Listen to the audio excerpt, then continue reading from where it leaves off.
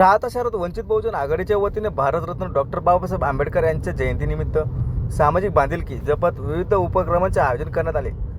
सावता महाराज मंगल कार्यालय येथे झालेल्या या कार्यक्रमात गोरगरीब तसेच दिव्यांग नागरिकांना किराणा किटचे वाटप करण्यात आले। समाजसेवा हाच खरा उद्देश डोळ्यासमोर ठेवत हा कार्यक्रम उत्साहात पार पडला।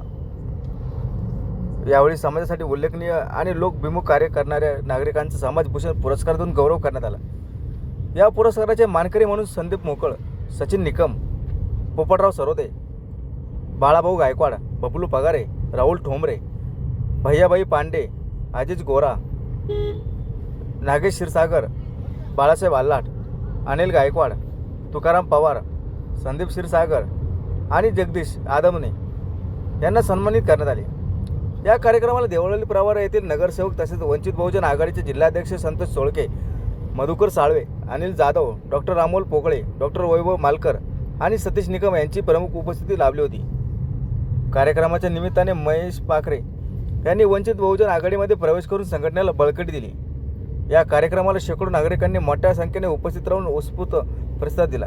डॉक्टर बाबासाहेब आंबेडकर यांच्या विचारांवर चालत समाजातील वंचित घटकांना मदत करणे आणि समाजातील समतेचा संदेश देणे हा या उपक्रमामागील मुख्य हेतू असल्याचे आयोजकांनी सांगितले असून हा कार्यक्रम यशस्वीरित्या पार पाडण्यासाठी महेश पाखरे आणि बाळासाहेब गायकवाड यांनी विशेष प्रयत्न केला आहे। डॉक्टर बाबासाहेब आंबेडकर यांच्या जयंतीनिमित्त आपण आज गरजूंना किराणा वाटप देखील केला आणि समाजभूषण देखील पुरस्कार देणं काय सांगला विषय? डॉक्टर बाबासाहेब आंबेडकरांच्या संविधानानुसार या भारताचं अर्थव्यवस्था चालायला पाहिजे किंवा संविधानानुसार देश चालायला पाहिजे, परंतु आजच्या घडीला या देशामध्ये ही जी व्यवस्था आहे त्या व्यवस्थेनं उत्मात केलेला आहे।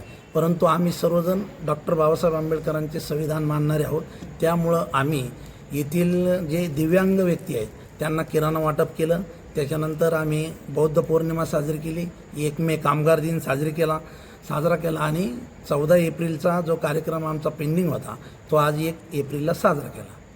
नाही, या सगळ्या मागचं नेमकं उद्दिष्ट काय होतं? आपण यामध्ये वंचित बहुजन आघाडीच्या वतीनं 20% राजकारण आणि 80% समाजकारण या हेतूनं आम्ही आत्तापर्यंत गरिबांची सेवा करीत आलेलो आहे।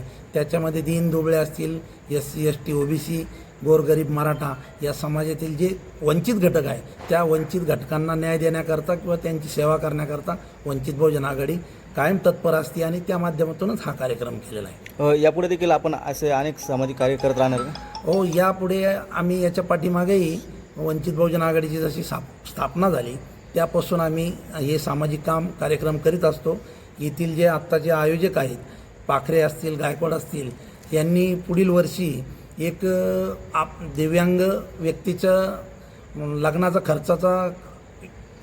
खर्चाचा प्रयोजन उचललेलं आहे आणि ते पुढील वर्षी ते लग्न लावणार आहेत। म्हणजे जे दिव्यांग व्यक्तीचं लग्न होणार आहे तर ते सगळं वंचित बहुजन आघाडी खर्च करणार आहे। म्हणजे असे कार्यक्रम आमचे चालूच असतात आणि आम्ही ते कार्यक्रम आयोजित करीत असतो। एक आगळा कार्यक्रम या ठिकाणी तुम्ही सामाजिक उपक्रम घेतला। आपण जर बघितलं तर जयंती आली, महापुरुष जयंती आली, त्याच्यामध्ये उत्साह केला जातो, DJ लावला जातो, नाचगाणी केलं जातं, मात्र तुम्ही एक वेगळा कार्यक्रम केला, काय याविषयी काय सांगाल?